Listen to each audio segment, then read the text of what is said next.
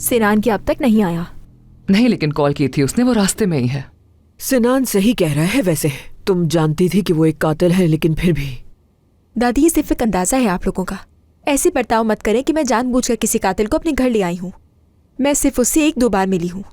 ठीक है, गलती थी मेरी, मानती हूँ मैं, लेकिन माफी मांग चुकी हूँ मैं उसके लिए। पुरसुकून हो जाओ मेरी जान। हम ये तो नहीं कह रहे कि तुमने ये सब कुछ जानबूझकर किया था, लेकिन जो भी किया गलत किया था। खैर, मैं करीम को देख कर आती हूँ। काफी देर से वो स्टडी में है। अली भी यहाँ पर मौजूद है। डिनर पर रुक सकता है वो। मेरा नहीं ख्याल कि वो खाने के लिए रुकेगा, लेकिन मैं फिर भी पूछ लेती हूँ। ठीक है।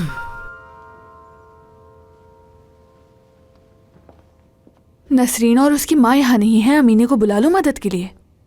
जरूरत नहीं, मरियम और सबा मिलकर संभाल लेंगी। वैसे भी अब हम नसरीन से कुछ एक्सपेक्ट नहीं कर सकते। जाहिर है कि उसने अपने बाबा के कातिल को जो देखा है तो वो परेशान तो होगी ना। मुझे उसके सामने ये नहीं कहना चाहिए था। तो जाकर हालचाल पूछ लो उसका। ठीक है, देख कर आती हूँ मैं।